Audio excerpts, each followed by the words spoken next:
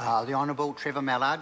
Mr Speaker, I'm surprised that no one from the government is prepared to defend this rorting of the parliamentary process that is being attempted by Judith Collins and John Key today.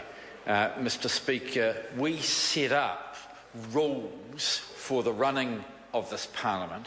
We set up rules for the running of it, and one of the great things about our democracy is that just about every piece of legislation is referred to a select committee, a proper select committee, Mr Speaker, of this House, and the public have their right to come and to have their say and to be considered. Mr Speaker, you will have noticed on an earlier motion the Labor Party voted against this bill going to that committee.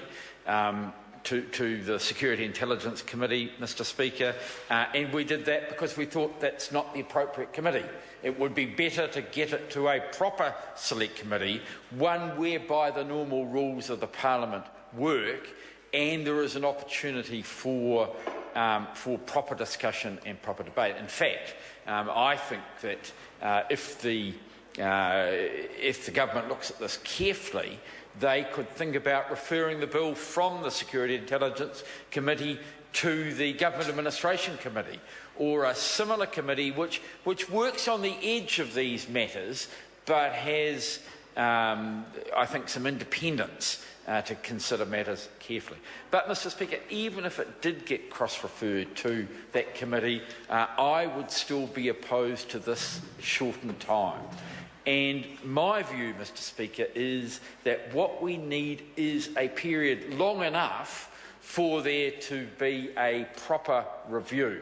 And in fact, if there's an exception to be made to the normal standing orders of the House with regard to the length of time that this is at a committee, then the consideration should be given to making an exemption to the 6-month maximum, normal maximum period that a bill is at a select committee, in order to ensure that a proper inquiry takes place, an inquiry with people who are experienced in intelligence matters, preferably someone from overseas, preferably people who have been involved in the Australian arrangements. And to do that, Mr Speaker, we know that to do a proper job, it can't happen in 5 minutes or in the 10 weeks which John Key has decided that this committee will sit. And I also just again want to refer to the busyness of this period. I mean, there is a by-election to be had. It's my expectation that our representative on the committee, the leader of the Labor Party, will be actively involved in that by-election. And it's not like it's a minor wee seat that sits, Mr Speaker, in one of our metropolitan areas. It stretches from Wainuiomata around the top of the East Cape. It is an enormous seat, and it is our expectation that our leader will be out. I know that the National Party has run up the white flag as far as that by-election is concerned, and that problem won't affect the Prime Minister in the same way, because he won't have the expectation of being involved. But, Mr Speaker, just out of reason, the other, not so minor matter is occurring, I think, in another couple of weeks, around which there's going to be quite a lot of debate and quite a lot of business, and that's the budget. Now, I do accept that there are one or two engagements that follow the budget that the Prime Minister takes, about the same number as the leader of the opposition.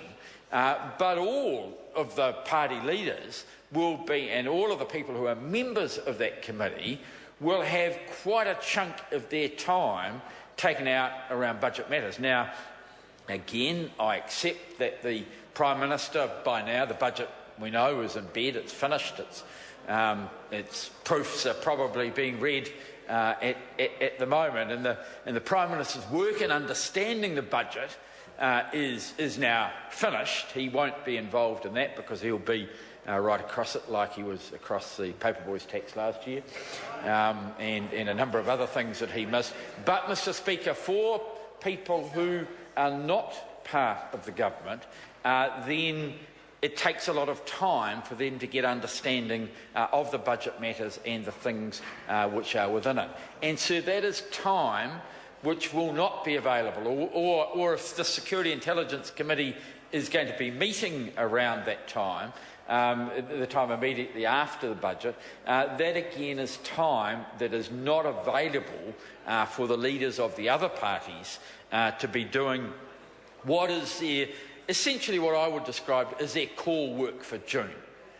Most of this period is in June. It's the biggest chunk of it, and post-budget, the last week of May and the weeks of June is when that occurs.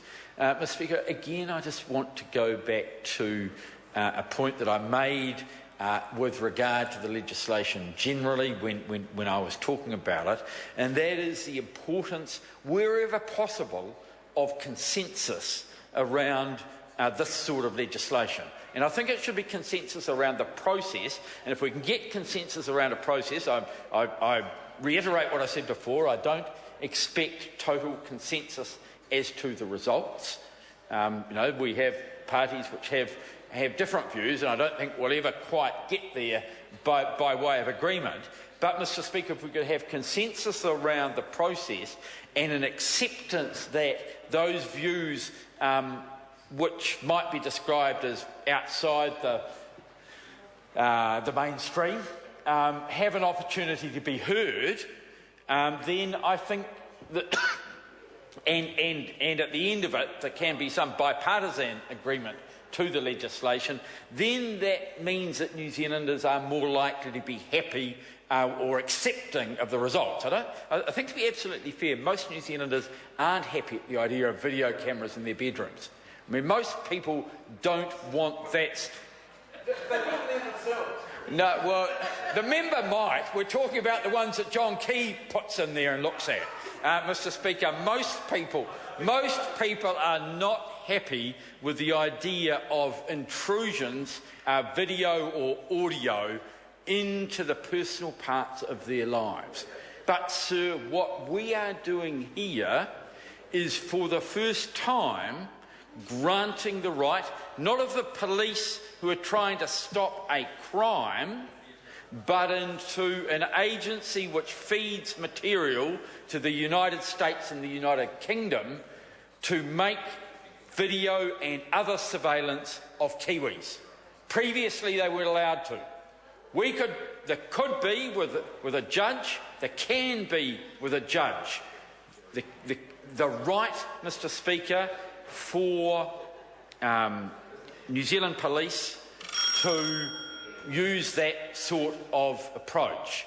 But, Mr. Speaker, if we are going to extend it, we need to make sure that a consensus can be built around it. The other obvious point, Mr. Speaker, and it's very clear from listening to the Prime Minister about this, and I acknowledge Claire Curran and Grant Robertson both got their heads around some of this cyber technical stuff much better than I have, but I know that I can understand it better than the Prime Minister.